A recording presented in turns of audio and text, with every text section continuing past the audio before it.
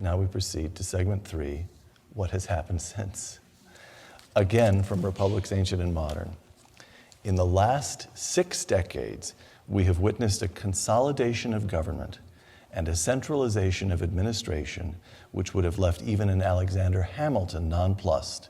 The federal courts have transformed the Constitution and the Bill of Rights into an instrument subversive of private institutions. The greatest of the constitutions subverted in our lifetime. What's gone wrong? Progressivism. I could give you a single word for it. In the late 19th century, under the influence of Hegel, large numbers of Americans went abroad and did PhDs in German institutions and came back and transformed American institutions. We should have cut everybody off of the 13th century. Well, at the 18th century. All right, 18th. The idea comes that good government is the work of a civil service, of a universal class that embodies wisdom, something like Plato's guardians. Mm-hmm. And that democracy is only there to sanction, to put the stamp of consent on the wisdom of these rational administrators. The vision is propagated in the late 19th century. It is taken up and brought to the national scene by Teddy Roosevelt and Woodrow Wilson. In the shadows in the Wilson administration is the young Franklin Delano Roosevelt.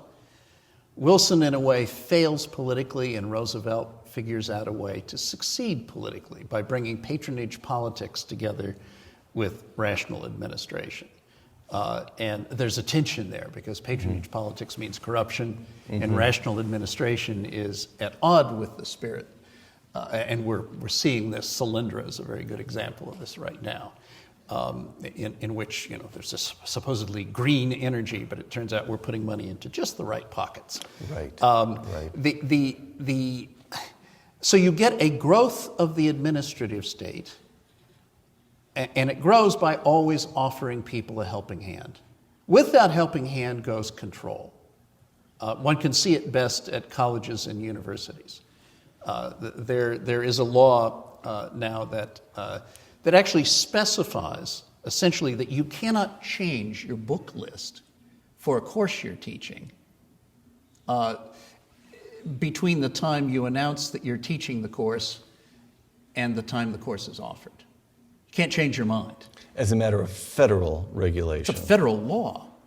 And Stanford University can lose all of its federal money if they do not comply with this sort of micromanagement. Because some student complained that a professor had changed 1 or 2 of the books in the course at the last minute, and this student had gone to Amazon and had bought the books and couldn't return them. And so some congressman wrote it into the law. And since Stanford lives off of the federal government, with this helping hand comes control, as every adolescent knows. So there has been a subversion. Look, the 2 principles that underlie the American Constitution are federalism and the separation of powers. Federalism means that the federal government at the center does a few important things that the states can't do for themselves. Everything else is done at the state and local level, closer to people, more under their control. That's the first thing. The separation of powers means nothing happens unless Congress votes it, and it's debated in both the House and the Senate. The administrative state means almost everything is decided in administrative agencies in the form of regulations that have the force of law, that aren't debated in Congress. We can't vote out these administrators who have passed these regulations. And so what you've got is a supposedly rational administration shielded from popular control. You have the forms of republicanism. We have elections, but the elections don't matter anymore.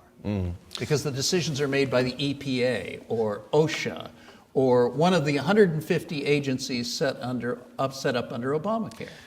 Paul, let me put it to you that something like this was bound to happen sooner or later because the founders made a mistake. Republic, ancient and modern, I quote you to yourself, the history of ours is and almost always has been a remarkably undemanding polity, which provides little in the way of clear, direct moral guidance, and Americans have therefore generally been satisfied to live and let live and go their own way. Close quote. So, in Isaiah Berlin's famous essay, Two Concepts of Liberty, there's the sense of negative liberty, which is that the government is only there to make sure you are left alone. Positive liberty, the government is there to do things to you, to take you someplace. Or to put it in a more benign way, we know from her diaries, a contrast coming here of nearly contemporary figures, we know from her diaries that Queen Victoria, as a consecrated monarch, really believed that in some way it was her duty to lead her people to heaven, to lead her people to God. And by contrast with Calvin Coolidge, who believed that it was his duty as President of the United States to enforce the laws, and that it was the job of the laws merely to permit people to enjoy their own property in peace, to defend the Republic, and to stay out of anybody else's business. And Coolidge wrote not long after stepping down as president that he considered it his highest achievement that as chief executive of the United States of America, he, Calvin Coolidge, had minded his own business. So you get this contrast between the old European notion that the government is to command a joint enterprise, that a nation is to go someplace, versus the American position, the government is just to let you sort all that out on your own.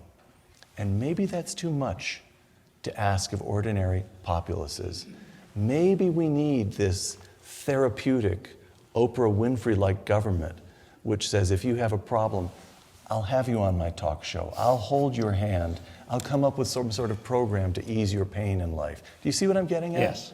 So what do you make of that, Paul? Well, the argument you're making is the argument I made in a later book, Soft Despotism, Democracy's Drift, that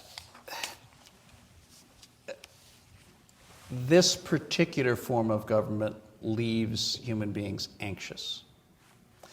And commercial societies leave human beings anxious. You can't make a living making typewriters anymore. And who knows what ways of making a living are going to be driven out of existence by new technology that moves things along. I mean, it's constant. Students who come to college have to expect to be flexible and to move from one profession or one way of earning a living to another because of creative destruction, Schumpeter's famous line. But also, these are societies in which when you leave people to their own devices, it's scary. So what we need to do is recapture the scariness? No. Before 1912, before Woodrow Wilson, before the beginning of the progressive era, which I believe is coming to an end in 2012, but that's another issue. We will come to that, Yes. I assure you. We will come to that, Before the beginning of that, there's something in between a federal government that minds its own business and ordinary people. And one aspect of what's in between is local self-government.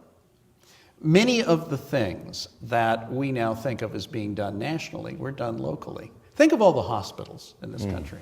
Very few of them have been built with federal money. They were built with local money. Sometimes by local governments, fairly often by associations. When Tocqueville came to the United States, the thing that struck him was not so much the federal constitution or the state constitutions, but local government, and then the spirit of association, the capacity of Americans who, when they found themselves in trouble, would band together with their neighbors Privately, to get in things private done. associations, Yes. Right. The way people overcame this anxiety that goes naturally with commercial societies and with governments that mind their own business, the way they overcame that is through cooperative efforts with their families, with their neighbors, and through local government. The other way that they were shielded in some measure from anxiety was strong families. When divorce is so exceptional as to be almost unthinkable, there are people you can depend upon, your family, Right. and they're always there. And when Tocqueville came to America, he was just stunned by the strength of the families.